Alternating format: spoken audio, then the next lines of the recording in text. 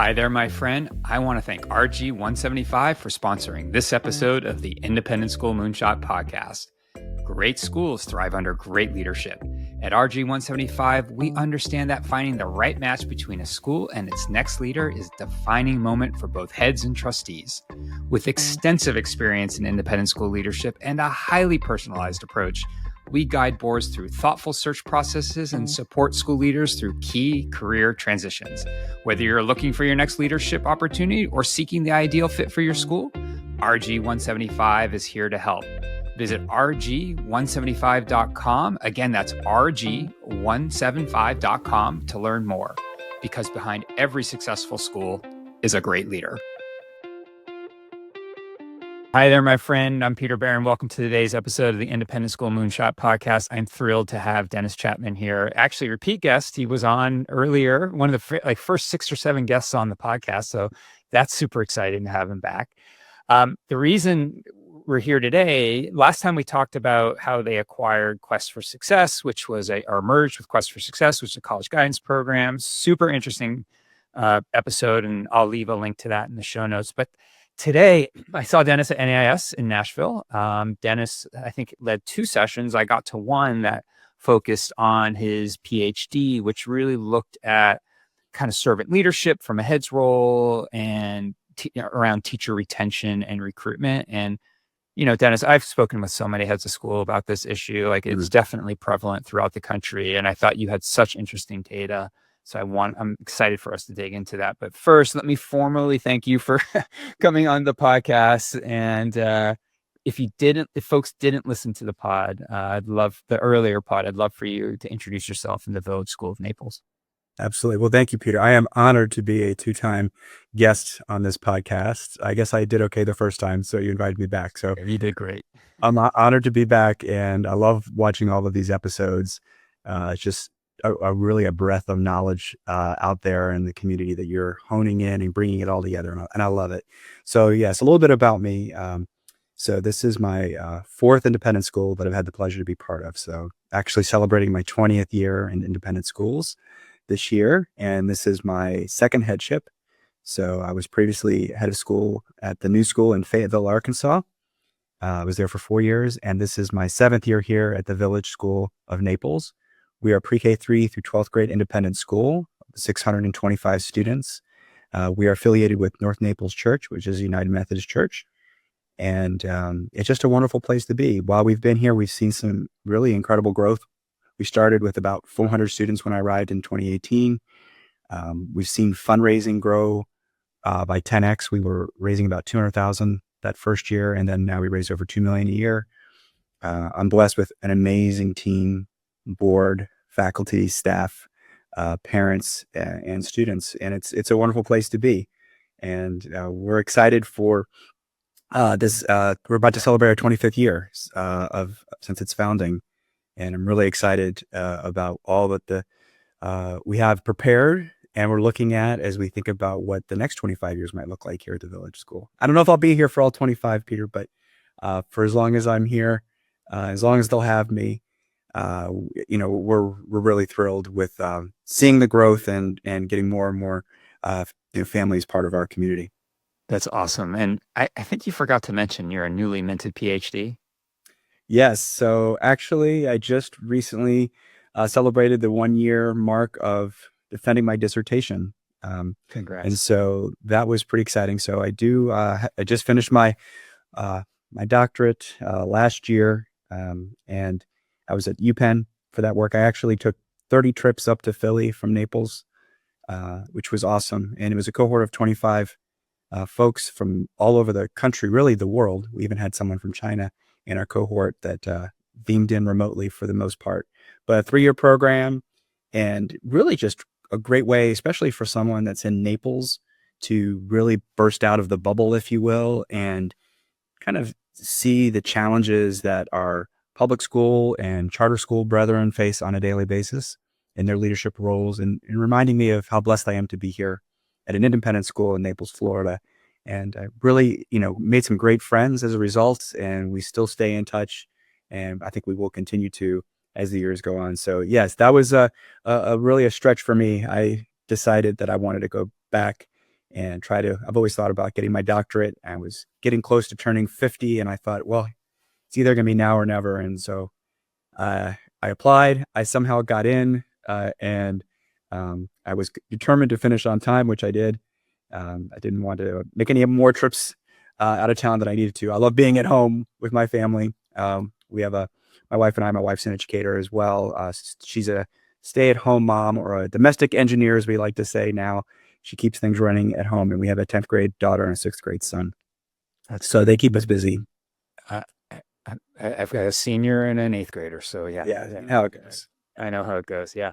Well, let's talk about your PhD, because part of it, you surveyed something like 2,000 independent school faculty, and then Yeah, if I remember correctly from NAIS, you interviewed like 20 of them really I at did. length.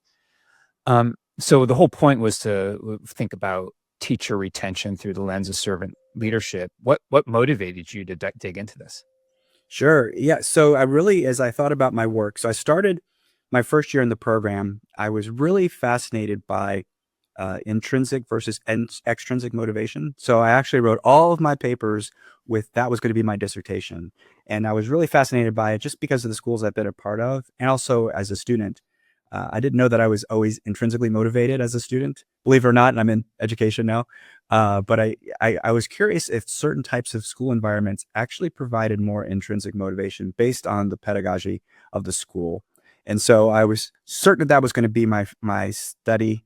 I was trying to, again, line all of my work up towards it so that I could just kind of plug and play all that information that I had been working on up to that point. And then when the time came to declare a dissertation, I actually had a change of heart. And two things that were very pertinent to me and remain very important to me are leadership and the leadership characteristics of the head of school, and their impact on the community that they lead. And the second being teacher retention.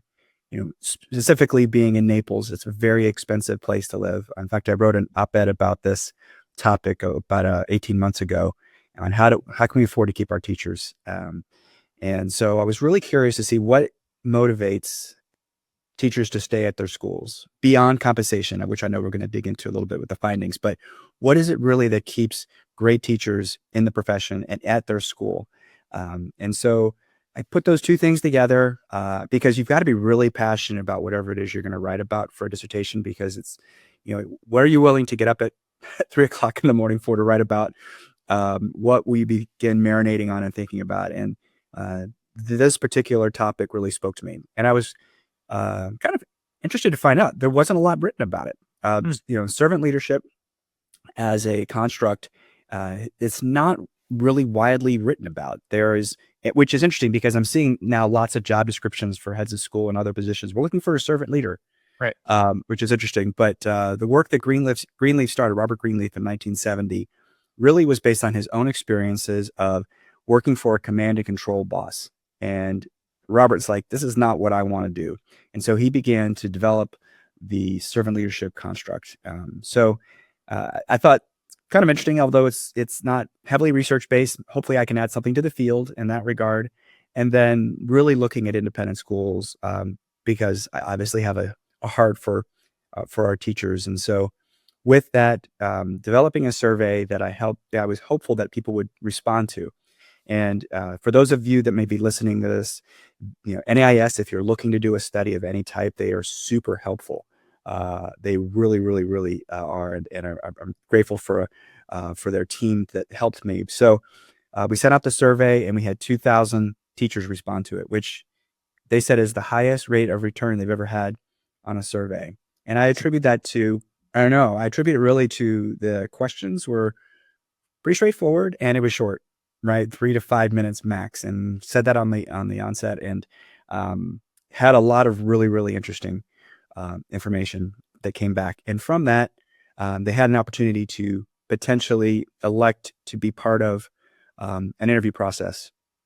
And so I ended up selecting 10 in the category that were the most likely to stay at their school, and 10 being the least likely. And the question I used was, how supportive is your head of school? So that was where I kind of made that distinction. And I spoke to independent school teachers all across the country. I really tried to be very mindful of age, gender, race, geography. So I wanted to really get a nice mixture of folks to see if there were some common themes. And I was pleasantly surprised to see both in the quantitative research, I had a lot of statistically significant um, findings, many, which even my advisor was surprised about. And then the qualitative piece was so interesting. It's like what you get to do here with this podcast and all the leaders you've talked to. I know you recently talked about with through Carney Sandow, the 100, what you learned from 100 heads of school. Oh yeah, And yeah, and it's great, right? Like you learn so much through these conversations. And so I was really able to do a deep dive with teachers and hear their joys and their pains.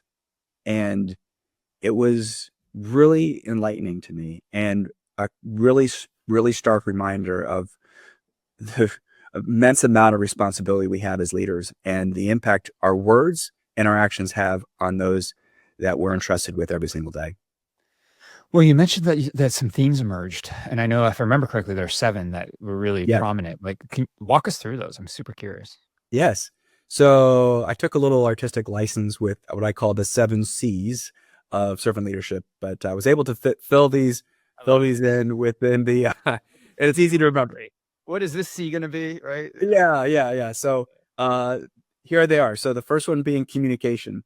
First and foremost, the heads that were really strong communicators.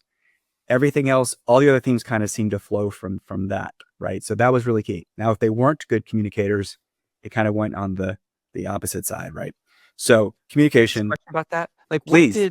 what were you able to define what a good communicator is? Absolutely, yeah. Concise, transparent.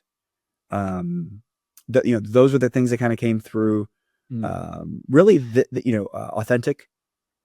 Really key. So authenticity is such an important part of all of this. So the heads that were trying to, you can't act out this stuff. Like this stuff's all free, right? The servant leadership characteristics, but you can't fake it. Not with, you've got to be your true self. Yeah. Did accountability kind of weave its way in there at all? A little bit, definitely. Yeah, definitely. The that showed up a little bit later in one of the themes, but yes, certainly accountability was important. Cool. Sorry, I didn't mean to interrupt. I'm just No. I'm like nerding out here. I'm super excited. No. This is a conversation, so feel free to jump in anytime. So yeah, communication being one. Second, creating a culture of appreciation. And so teachers at the end of the day, they just want to feel appreciated. I was actually having a conversation earlier today with one of my division heads about some teachers in the public school that are looking to come over to our school. And, they're giving up pensions and things of that sort just because they don't feel appreciated. They don't feel valued, right? It's important to them. So you can show this in so many different ways.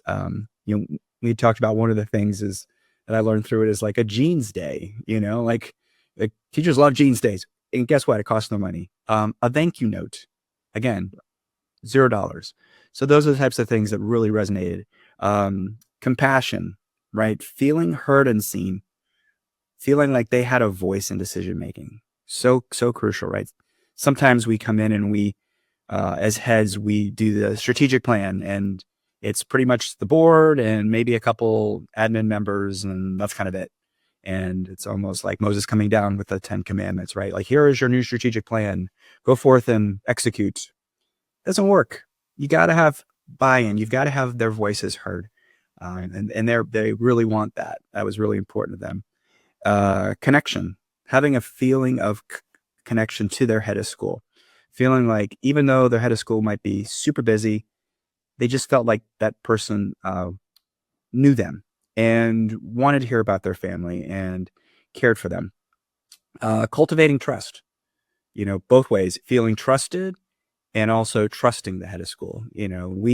We show that a lot in independent schools through curriculum autonomy, right? Like that's one of the things that we talk about. Come here and you'll have autonomy in your curriculum. But it goes deeper than that, feeling like when ideas come up that, that the head's willing to listen, right. When there are job opportunities that are available within the school, they're widely posted and everybody's got a shot at it, right? That's really important. Sixth one, compensation. So interestingly enough, this was probably the most statistically significant finding and the most intriguing to me in a lot of ways. Hmm. For those who were looking to leave their school, compensation was the most important thing. For those looking to stay, it was the least important thing for them. Hmm.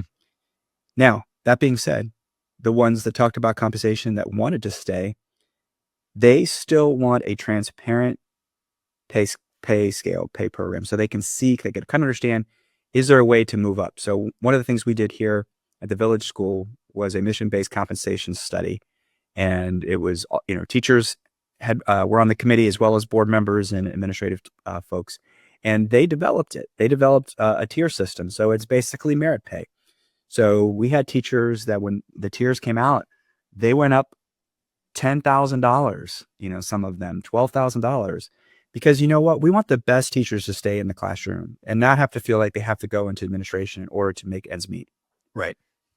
Right. And then, finally, the last finding is I called it coaching the administrative team. So the heads that were able to hire well and coach up or coach out the division heads that directly impact the teachers, that was really important for them. And so there was a lot of conversation about that. And the flip side of this coin is the ones that didn't do these things well. And some of the things that I heard in my interviews, everything from multiple teachers talking about going to the board, writing letters of complaint, and nothing being done. The head's still there and leading in a command and control fashion. And they can't wait to get out of there. They're looking for the next job out there so they can move on. But the ones that did all these things really well, they would run through a wall for their head of school. They're not going anywhere. And so, again, going back to these things are really easy to do. They don't cost money. Yeah.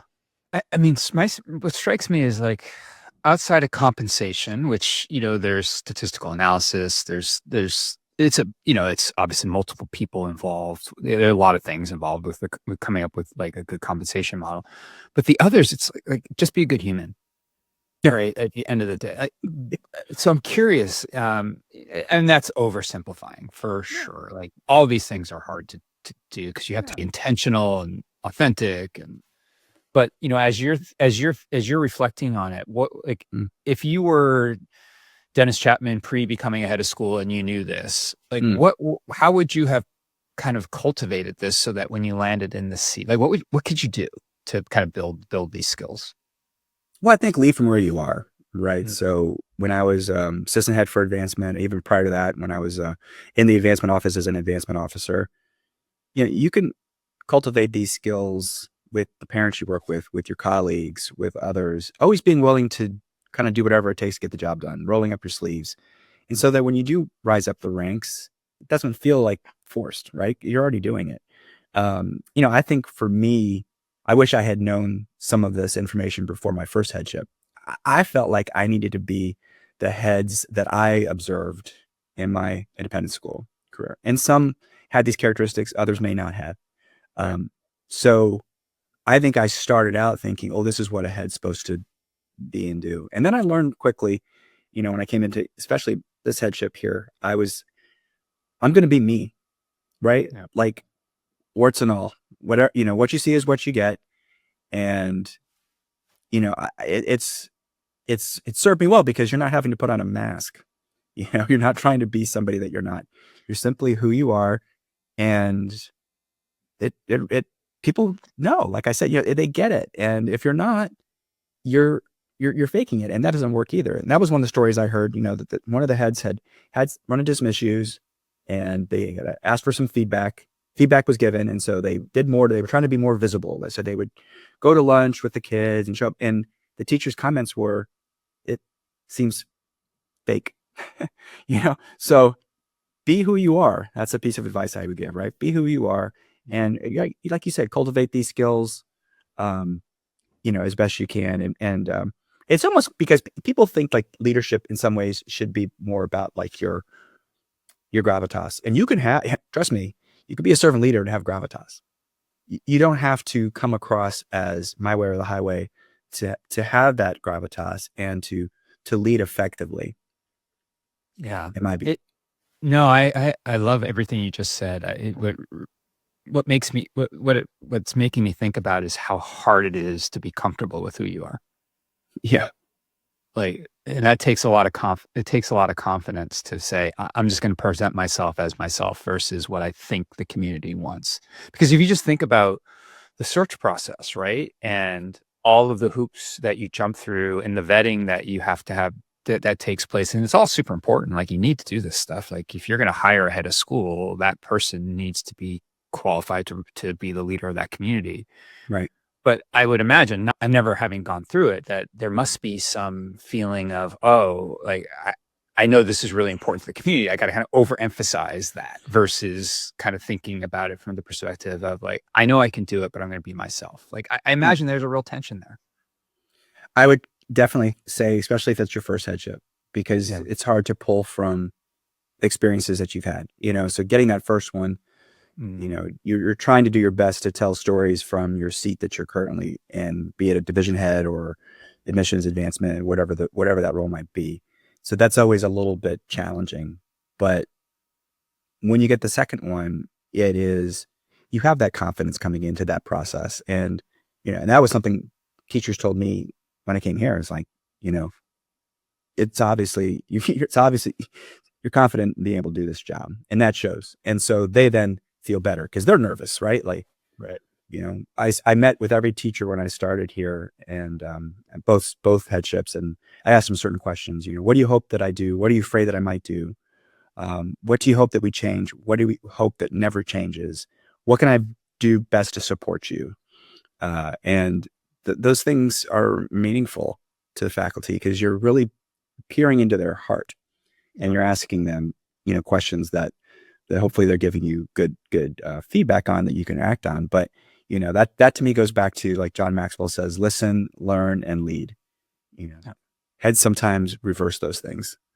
They lead, and then they're trying to learn or listen after they've already made a major decision and not really gotten the buy-in across the community, and that can be challenging.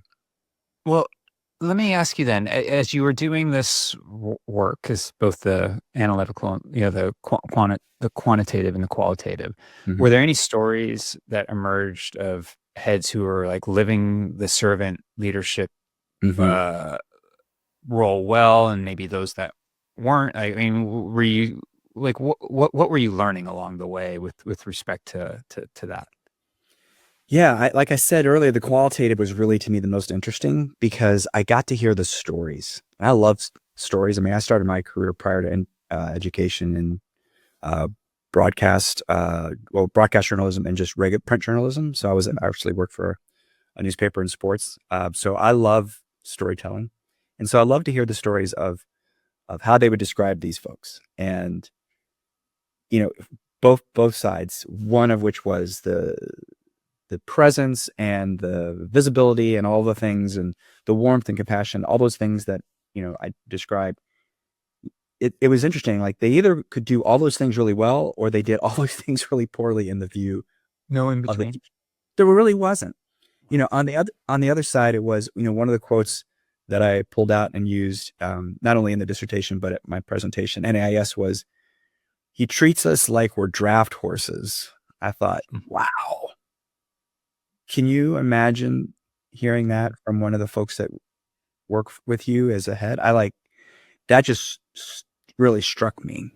And some of these folks were just absolutely just broken about, they loved their school. They loved the kids. They loved everything about it, but the leadership was just breaking them. And some of them had been at their school many, many years and just was like, I just can't do this anymore. And some get out of education altogether. I had to heard those stories, and those hurt too, because then you're thinking, wow, there's the next batch. When I talk to some of the younger teachers, they're saying, yeah, I think I'm going to go do something different. So that's troubling. Did you ask a question in your search? I think for some reason I'm kind of bringing back the conversation that you and I both had a while ago as you were going through the research. But was there a question around like um I'm trying to think, transparency into leadership? Did you ask anything around like how faculty felt? Like, did they understand what was happening at the leadership level, or did they not? And was there anything that came out of that? Yeah, I definitely, that kind of came through the communication theme a little bit too, is, how, do you feel that the communication to you as a faculty member is transparent? Do you feel that there's transparency in the hiring process? Do Mm. you feel there's transparency in the compensation process? So the lack of transparency really was an issue for those that were looking to leave Yeah. Okay. their environment. Those that were transparent, transparency is something too, as a leader, like you have to be really like transparency is important, but too much transparency is also can be scary.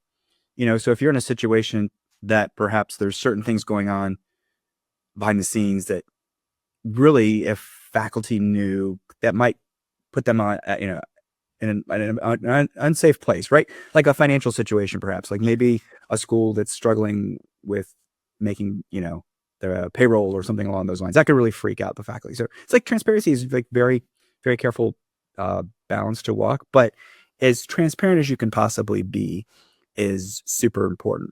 Super Yeah. important. I love it. I mean, you got to thread the needle, right? I You mean, do. Absolutely. yeah, that's challenging. If you were talking to a head or a division head about improving teacher retention based on your findings, like what are some practical things that you would offer them? Yeah. Well, again, um, create a feedback loop and take action on those items. So it could be pulse surveys. It could be one-on-one conversations. Um, make sure faculty have a way to communicate how they're feeling and make sure that information is shared with you and make sure you take action on it. Like, don't just gather the information and say like, I didn't like how this sounded. I'm not going to share it out. Like, so when I had those interviews, going back to my beginning of my time here, I shared the themes that I heard and all those categories with the community, not just the teachers. Like, here's how the teachers are feeling. Yeah. And parents were like, wow, that really resonates. So that's the transparency piece. Make sure that they know you appreciate them, however that works for you. So don't force it, but find a way for your teachers, your staff, your leadership team to know that you appreciate the work that they're doing. Far too many of the teachers I spoke to that didn't want to come back, a lot of times, like they didn't feel that their head even cared about what they did. They talked about, well, I just did this play and I never even got a thank you or an attaboy or anything like that. So I make sure that they know. And then the third thing I would say would be is consider developing a transparent compensation system. I think that's really key, is give them a path that they can see, that they can understand on how they can grow with your school financially. Because at the end of the day, is compensation important? Sure. I mean, we all want to be paid a fair wage, right? I mean, that's important for all of us. And teachers are not getting in this business to become wealthy, but they are in this business to feel like they're being appreciated through their compensation. So those are some things I would think of. If I were sharing information with fellow heads, those are some things I definitely would be really thinking about as it relates to teacher attrition. Is keep your pulse on it. We do this with student attrition, right? I know a lot of schools do, like they have committees and they're keeping an eye on, how's it looking from 8th to ninth, and what can we do to help, like, but do the same with your faculty. What are you hearing? Like we do that even for our leadership team. What are you hearing from the faculty who might be thinking about, looking somewhere else, so that you're not surprised. You're always going to get surprised somewhat, but you're not overly surprised when it comes to contract time, when you're issuing those offer letters to your teachers and you have folks that aren't coming back. Hopefully that there's enough trust built up, going back to that point, that Yeah. they'll be honest with you. Last year, I shared with our faculty, we do an intent to return kind of early January, and then March we do the letters. Back at the intent to return time, teachers were very honest with us and told us, hey, I'm moving, I'm not coming back. And so at the end of the year, I thanked them as we thanked them for their time here. I thanked them for telling us so early, because what that allowed us to do is get a great candidate pool and great teachers to replace them, which is how it should be. One of the most challenging things for heads of school are the teacher that leaves in the middle of the year.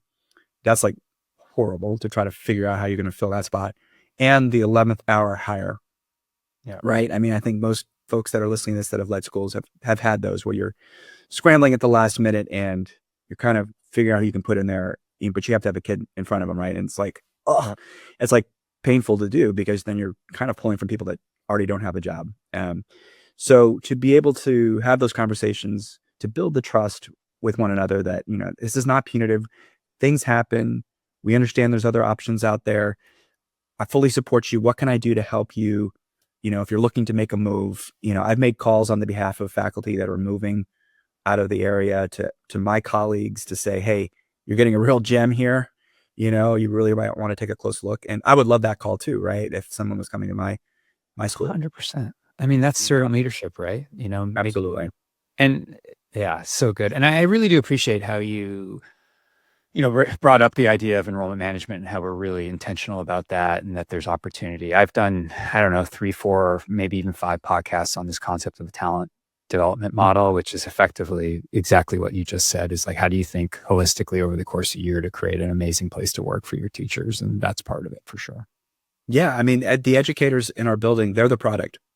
Yeah. They are who our parents are buying.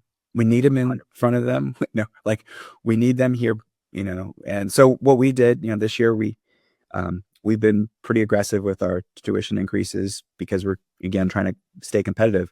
This year we did a pretty unprecedented, at least in my time here, salary increase for next year. And then on top of that, at our gala, we're going to be raising money for two things. One, a one-time retention bonus for all of our faculty that sign up to stay for next school year. The other, 3 major buckets of professional development that the faculty have identified that they'd like to see us address next year in the coming years. So, I shared that information recently with our community, and it really resonates because they love the teachers and Yeah. we need them here. So to be able to do, a really nice salary increase plus a nice shot in the arm with a retention bonus, again, showing your faculty that you care about them and that you appreciate them. That's one way for sure.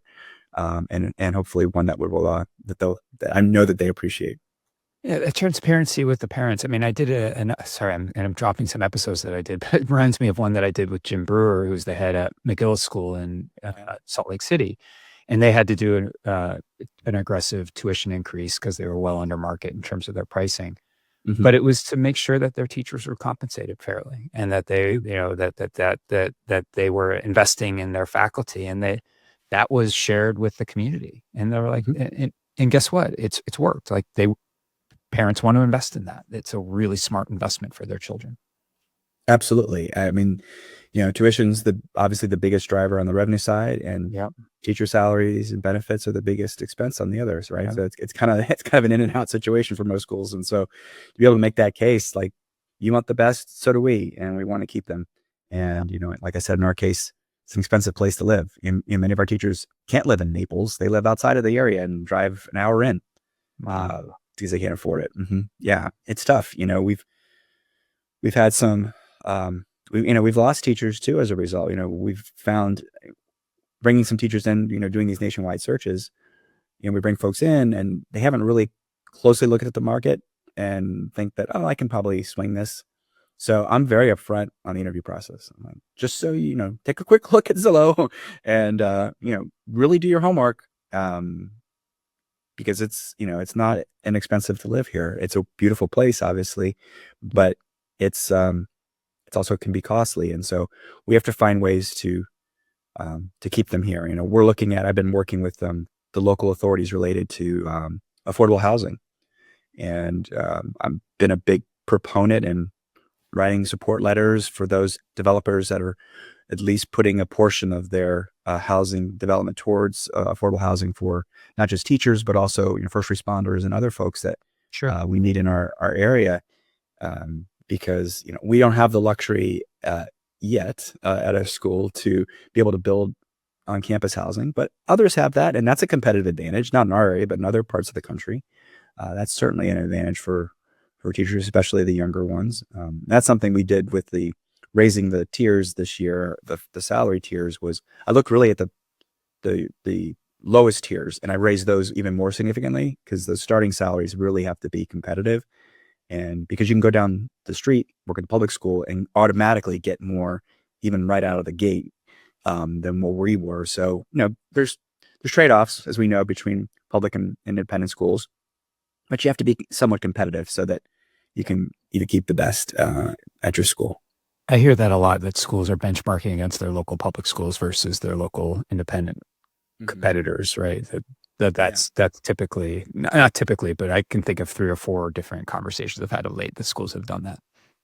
Well, and for us too, one of the challenges is I inherited a model that was a heavily subsidized school by the church, Mm. and as the school has grown,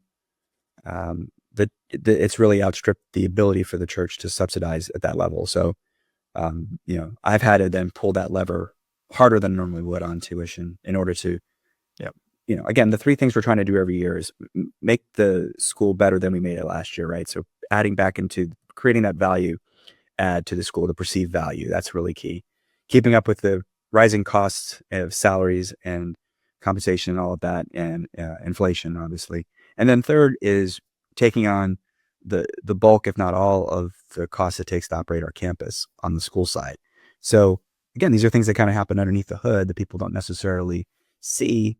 And then they go, "Why is tuition going up again?" Well, here's why. And then you hope that the word travels of, "Hey, we gave them a really nice bump this year. We want to be able to do that every time that we can. That's why we're raising it, is we're trying to ensure that they feel really good about the work that they're doing here. Hey, last question as we begin to wrap up. And I know you've offered lots of advice along the way, but imagine a head called you and said that they're trying to improve their teacher retention Mm. at their school. Like, what's the first thing that they should be thinking about, do you think? I would say give teachers a voice in major decision making. Yeah, everything from hiring. So if you're hiring a middle school science teacher, like have that person not only teach a practice lesson and do all the interviews with the division head and all of that stuff, but have them meet with their colleagues, make sure that they're getting the buy-in, do a quick little Google form survey so that folks can give you their feedback, and then make sure they feel like they've got a voice. And if you're not going with their candidate that they prefer, then talk to them, give them the why. So giving them a voice, but also explaining to them, kind of helping them understand the process when you make these decisions, because it's not a total democracy in any school, right? Completely. Um, so there, at the end of the day, you have to make the ultimate decision. You're the person that's being paid to make the big decisions, but it's important to feel that the decisions that you make as a head are collaborative and that folks have a voice in it and feel that their voice was heard. And you could agree to disagree at the end, and that's okay too. But I think in my experience, I've seen that has really gone a long way when I've been able to ensure that all voices are heard. Yeah.